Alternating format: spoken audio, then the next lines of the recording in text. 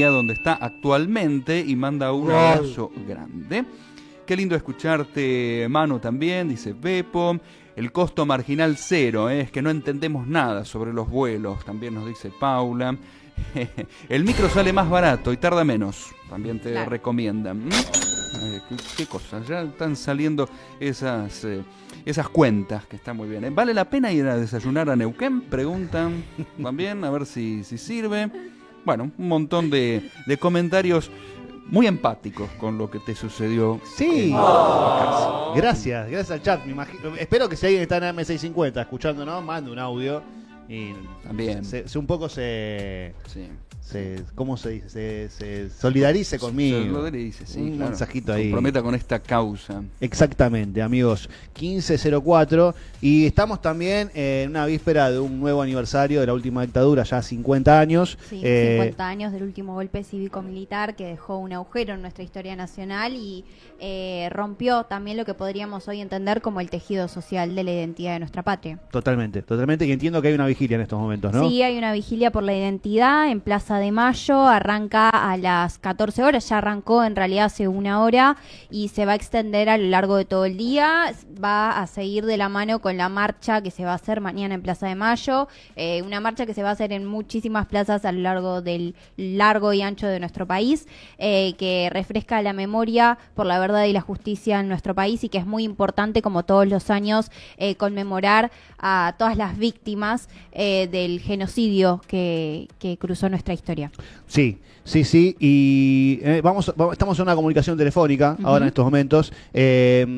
Adriana Calvo parió en el asiento trasero de un Falcon verde a Teresa Laborde, y el testimonio de Adriana fue el primer testimonio del juicio a las juntas. Importantísimo.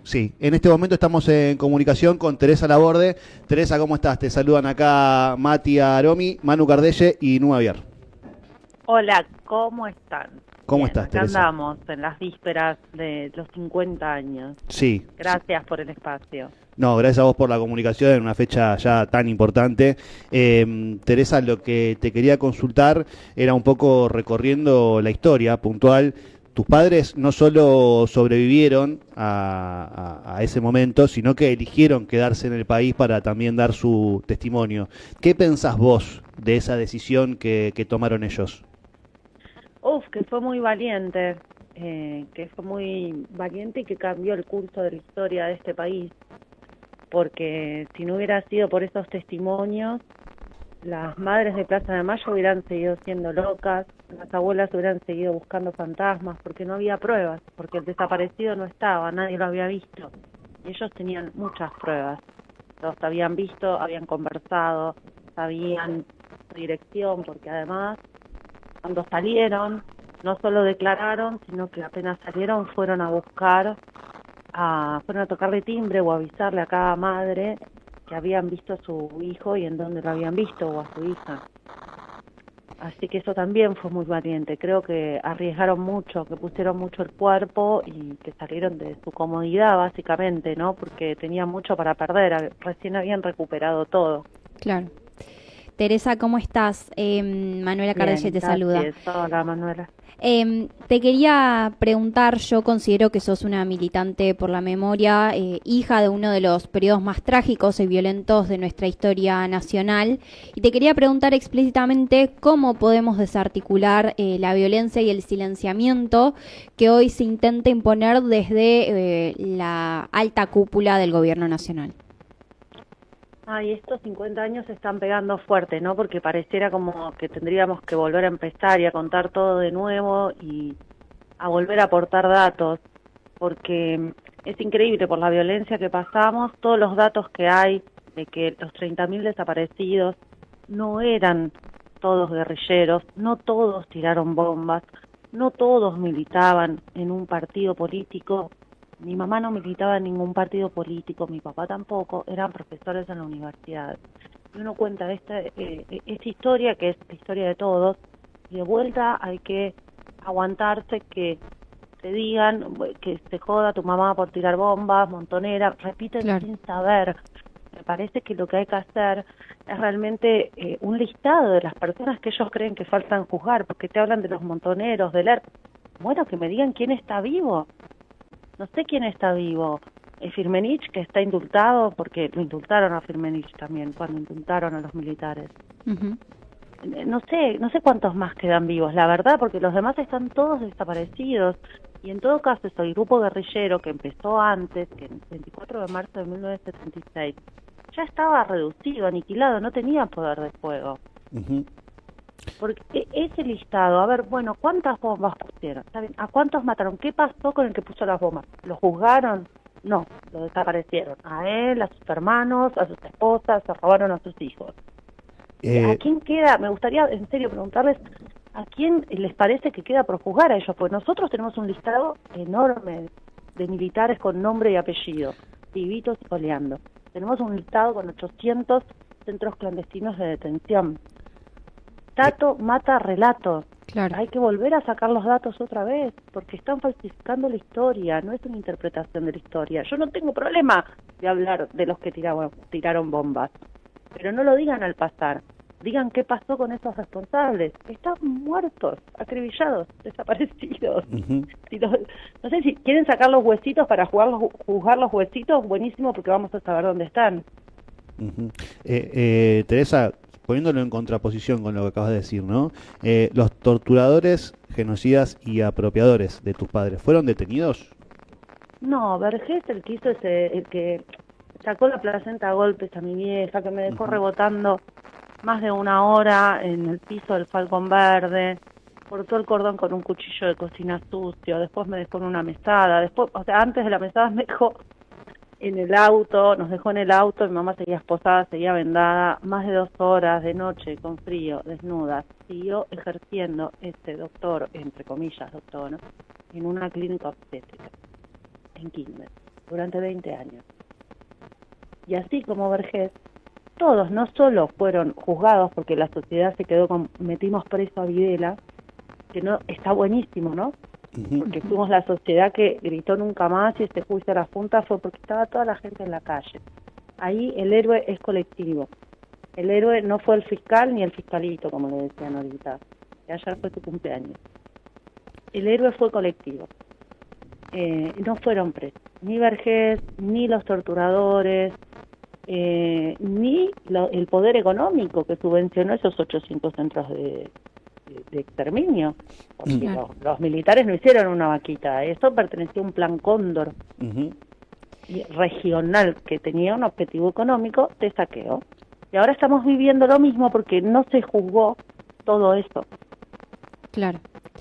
Teresa, te quería consultar, hace poco pudimos conversar sobre los relevamientos y el descubrimiento que hizo el equipo de antropología forense tras los hallazgos de los 12 restos óseos en el ex centro clandestino de La Perla. No sé si querés comentarme un poco qué sentiste tras ese hallazgo, no sé, qué te pasó por el cuerpo tal vez cuando escuchaste la noticia. Y que son más datos que vienen a comprobar, vienen a sumar a la cantidad de datos que tenemos que mata este relato que falsifica la historia, y que siento que tendría que ser un delito falsificar la historia. Ujú. Porque si no, si vale decir cualquier cosa, después vale hacer cualquier cosa, y además si vale decir cualquier cosa, lo que van a querer hacer es borrar directamente nuestra historia. Y con la inteligencia artificial, como consumen ahora los chicos la información, ¿cómo se genera la información? Entonces, esos restos que se encontraron vinieron a engordar la lista de datos que tenemos, que esto fue un genocidio, que fue terrorismo de Estado, y que además se hizo con esta crueldad, porque de verdad Argentina era una comunidad organizada, los trabajadores estaban organizados, los estudiantes estaban organizados. Fíjate que en los otros países fue cruel, pero no tanto. Claro. Las profesoras, las abogadas, la gente, había entre un 6 y un 8% de pobreza, y sin embargo se organizaban para que ni siquiera haya un 8% de pobreza. Querían que, como en Argentina alcanzaba para todos, bueno, que se reparta bien. Y militar no era solo ser montonero del arte. Ahí cuando encontrás los restos y empezás a averiguar quiénes eran estas personas, y eran profesoras, eran maestras, eran estudiantes, te das cuenta que nada, había unas mellizas chiquititas que eran terroristas, ellas también, vamos. Sí. Sí, tremendo. Teresa, te consulto, que tiene un poco que ver con esto que estás diciendo de la nueva forma de comunicar y transmitir y contar también lo que pasó. Ya acá me pongo como hincha de Racing. Bien, gente Sí. buena, acá somos todos de Racing también. Me encanta. Y bueno, sé que Miguel, tu viejo fue uno de los promotores de Socios Eternos, que es un reconocimiento que hace el club a sus hinchas y socios desaparecidos. Te quería consultar cómo fue poder dar esta charla en el club, porque tengo entendido que es una charla para el plantel femenino. ¿Cómo fue ese momento de poder estar contando la historia ahí? Mira, es la primera vez que voy a dar una charla para las jugadoras de un club. He ido a clubes porque, bueno, se arman cine debates, pero además de jugadores, viene la comunidad, está abierta la comunidad. Y acá no, era con el plantel femenino y la verdad, primero que el lugar es hermoso, el predio ese no lo conocía. Sí. Y muy respetuosas, las chicas muy interesadas, además curiosas, después hicieron preguntas, reflexiones. No, me pareció importantísimo porque con esto de contar la historia de la última dictadura militar y no relacionarla con el presente, no hablar de ese hilo conductor de impunidad, no hablar de que una dictadura no termina cuando empieza la democracia, que se garantizan la impunidad, es un plan que tienen. Y justamente la dictadura era el no te metas, ¿viste? Sí. No te metas, venía la patota y vos no te tenías que meter. Y en un club la gente te ayuda, o sea, en un club somos familia, nos ayudamos, nos metemos, si el otro está en problemas, hay una injusticia, esa cosa de comunidad, del objetivo común de que todos estemos bien, porque es imposible, me parece que a las chicas les pegó mucho esto de que es imposible de que si el otro sufre al lado, a vos no te afecte, siempre te va a afectar, como cuando jugás con, les decía yo, ¿no? Yo me puedo ver un partido de ustedes o de mi hija, que es deportista también. Sí. Yo juego con esa persona aunque esté fuera de la cancha. Sufro. ¡Ay, que le erra! ¡Ay, sí! Sí. Claro, la empatía. Lo mismo pasa. Sí, es natural. Sí. O sea, habrá psicópatas, evidentemente hay psicópatas en este mundo y son los que tienen el poder, pero en general, así como jugamos con, sufrimos con. Y eso en un equipo de deporte se sabe, se siente. Y un buen equipo, el que funciona en la cancha, también es el que funciona afuera, donde todos juntos van por un objetivo sin importar ideologías, porque me parece que estamos en una época donde necesitamos aprender la lección de estos sobrevivientes, que fue la misma que la de las madres y que la de las abuelas. Sí. Las causas por los derechos humanos, por el derecho al agua, que es un derecho humano, y este mismo poder económico que inventó ese plan Cóndor es el que quiere destruir la ley de glaciares, también va por los clubes, porque el mismo poder económico los quiere privatizar. Es como tenemos que hacer ese hilo conductor y ahí las chicas se enganchan, ahí la juventud se engancha.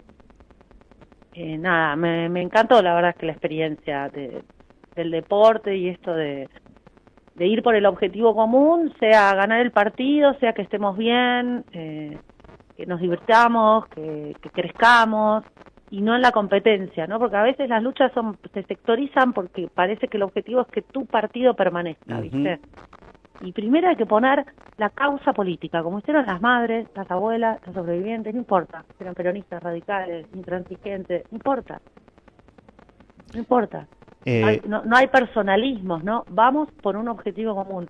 Y creo que si no hacemos eso, en este momento, la incomodidad nos va a invadir como un tsunami. En vez de que nosotros elijamos dónde está bueno incomodarnos un poco para cambiar las cosas y salir de la apatía, nos va a venir la incomodidad como un tsunami y ahí vamos a tener que improvisar. Totalmente. Y te consulto ya para cerrar, Teresa. Mañana está la movilización, si querés, igual un poco ya lo estás resumiendo con esto del partido y la comunidad, convocar a la marcha y por qué hay que marchar mañana. Porque hay un poema de Ángel Grondo Raoy que se llama Vamos y se pone la piel de gallina, que habla del 24 de marzo. tenemos que ir porque es el consenso que tenemos como sociedad, eso no puede pasar nunca más. Si algún día hay otro grupo guerrillero que elige la violencia para cambiar las injusticias, que sean juzgados. Pero no puede ser que sigamos escuchando cosas como, bueno, te tendrías que haber muerto, todo, o cosas como están bien adornando el fondo del mar. Basta, nunca más, atrocidades nunca más. Por favor, tenemos que estar todos juntos y dar un mensaje bien claro. Bueno, te agradezco la comunicación. En lo personal, realmente más que invitada a estar un día acá junto a nosotros y charlando un poquito más extendido en otro momento. Y te digo ya también como hincha de Racing, ¿por qué no hablar de deporte? Te agradezco mucho la comunicación. No, les agradezco a ustedes por el espacio. Nos vemos mañana. Nos vemos mañana. Nos vemos Gracias. mañana. Teresa Laborde estaba en comunicación con nosotros. Amigos, vamos a una pequeña tanda y ya volvemos por AM650. Información y pasión en una sola radio. AM650. Somos Argentina. Si te gustan las divisiones juveniles, saber todo sobre la reserva de nuestro amado club, entra a delpredioalmundo.com.ar. Todo lo que pasa en el predio de Ezeiza del Club Atlético Boca Juniors.